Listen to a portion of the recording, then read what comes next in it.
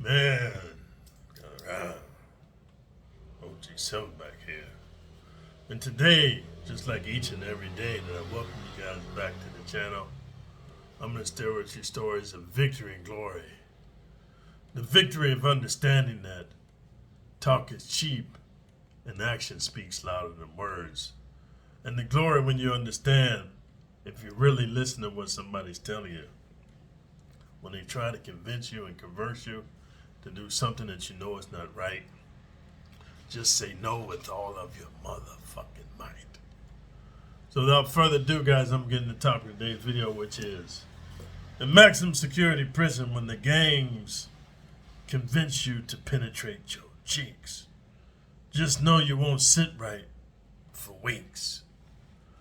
Hey guys, I want to make this video to address a lot of comments that I get from, I don't want to call them trolls and haters and stuff like that, but I want to call them, ignoramuses. So they come on my channel and they put their comments in the section and they're talking about, oh man, when I did time, it's all consensual and nobody's taking cheeks anymore, and dudes is just, gay for this day, and they just love each other and they give love from the homies and all that kind of stuff. And here's what I want to share with you, man. Some of what they say has validity because the gangs, dude, and especially in California, and I can't speak about back east because when I was incarcerated back east as a teenager in maximum security youth authority prison, they had booty bandit gangs that would just go around just taking shit, raping dudes, man. Because back east when I was a youngster, they didn't have Crips and Bloods. They just had gangs based on what street you lived on, what hood you were from, what neighborhood, what community you were from, and guys would just form gangs of hoodlums just to rob and grape and mayhem and snatch chains and just take your money, take your shoes. It was a crazy time, man. But it made me strong, dude. It made me resilient. So I haven't done time back east, so I don't really know how it is now because I hear they got Crips and Bloods back east. Even in a city like New York, I figured New York would never let that skullduggery happen. You let West Coast gangs come on the East Coast and bring their madness and skullduggery there and take over your hoods. To me, it's a travesty and it's a shame, but hey, I'm not in that street life. I don't understand the street code no more, nor do I give a flying fuck. All I can speak about is my time in maximum security prison in the 90s. And the one thing I can agree with is this, man. And one thing I can agree with is this.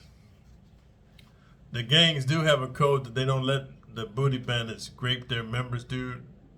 And it's like a give and take situation.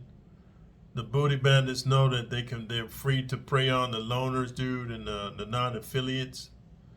And the threat of that makes the non-affiliates and the loners, dude, and the outsiders join gangs because they want protection. But what they don't tell you is the price of the protection that you pay to join a gang when you're not initially a gang member from the street is your virgin coolio or your culo. See, they don't tell you that, man. They make it all seem good, like they're going to have spreads with you, zoom zooms and wham whams and kumbaya, and you protected. And they make you think you might have to do some torpedo hits or whatever, dude. Put in some work. They tell you the macho manly part of joining the gang, but what they don't tell you about is the effeminate side. And so what they do is over time, dude. Like once you join the gang, I think they give you like a 30-day window of immersion, and they start coercing you, and they start when you get back then they got mail, they got letters, dude. I don't know if they still do letters now, but you would get your letters, you'd be reading a letter. Gang member sitting there with his arm around you, and you feeling a sense of camaraderie and a sense of belonging, dude. And you got a big brother arm protecting you. You just feel like, man, strength in numbers. Nobody can take your culo through force, right?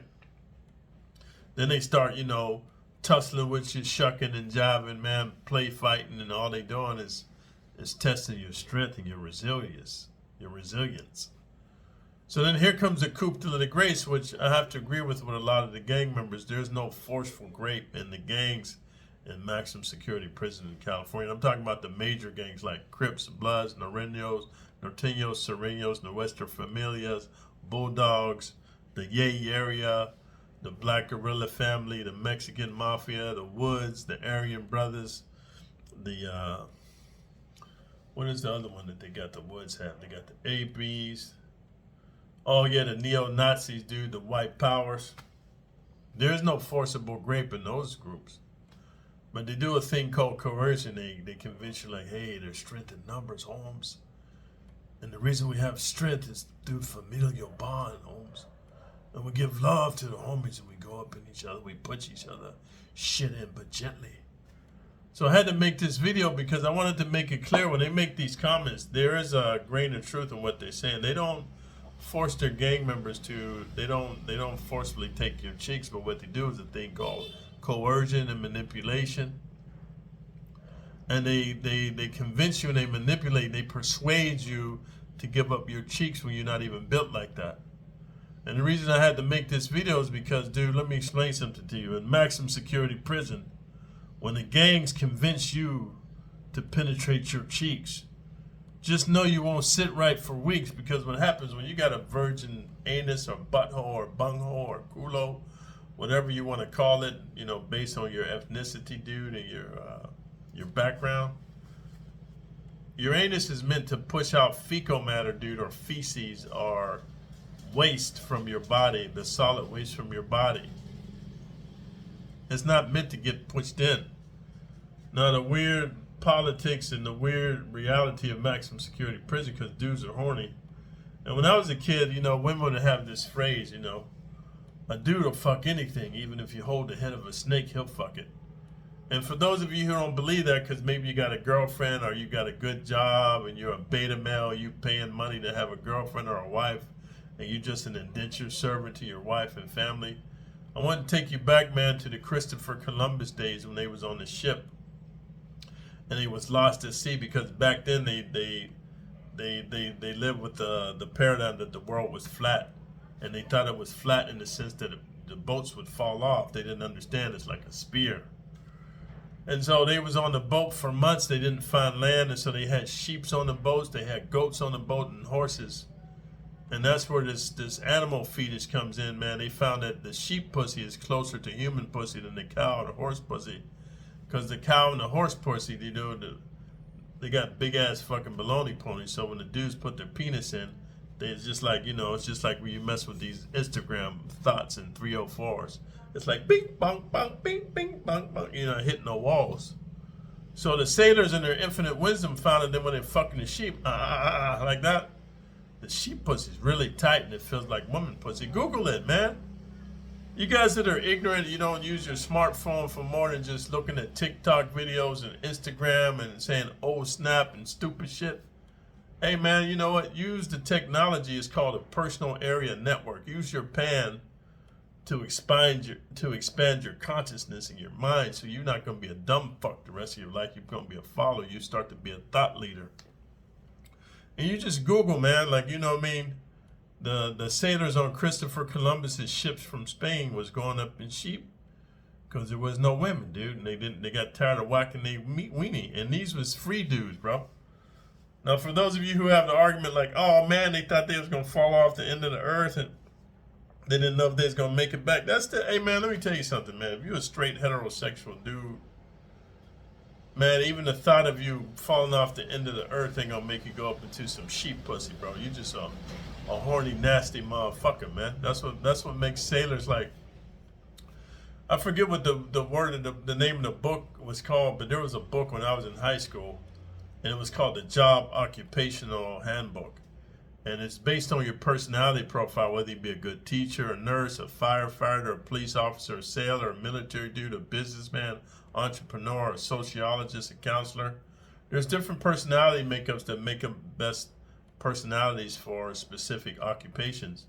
And to be a sailor, man, or a merchant marine, you got to be something twisted in your head to get on the boat, go way out in the middle of the ocean, or go on a submarine, and you're just surrounded by men. You got to be bi-curious and into bestiality and animalism, just because a normal cat, and I'm nothing against the Navy dudes because I respect you, thank you for your service, but I'm just saying a normal cat who is a land-faring dude, he's not going to turn into a seafaring dude, man. And any of you guys who've been on a cruise for any short period of time. No, man, like you get, I forget the name, but you start missing land, bro, because we're land animals. So anyway, I want to share that with you because I'm driving the point that a horny dude will fuck anything, dude. If you just hold the head, dude. They'll even fuck a snake, like I said. There's many stories of dudes fucking dogs and fucking horses and cows and just crazy shit, fucking dead corpses. So what makes you think your culo is safe? So the problem is I'm trying to share with you, if you're not built for that lifestyle, even when they've just put the tip in, dude, your butthole will hurt. And dude, you won't be able to sit correctly for weeks. If you watch the movie called American History X, you see dude's butt cheeks, they had to sew his butt cheeks because they took turns on him in the shower. And I'm just sharing this with you, like the gang members don't tell you that part. See, what happens is people always want to tell you half of the story. They want to tell you only what you need to hear to proceed forward. But your boy OG Silverback's here, the uncle you never had, Uncle OG. And you know, I'm a leader of men. I'm trying to lead you to righteousness. I'm going to tell you, if you're not built for that life, when the gang members convince you to willingly part your cheeks and lube it up so they can just put the tip in, and they never just put the tip in, Holmes. It feels too good. Your sphincter muscles pulsating on the fucking mushroom tip, and it's just human nature to go balls deep and go, Oklahoma, Alabama. And you're talking about Mississippi, Mississippi. Uncle, you said you wasn't going to go balls deep up in me. I'm sorry, Holmes. It just felt too good, Holmes. So if you like the realness and rawness of the video, man, thumbs up, man. Leave a comment for the algorithm, and most importantly, subscribe to the channel and hit the notification all bell. Until next time, OG Silverback.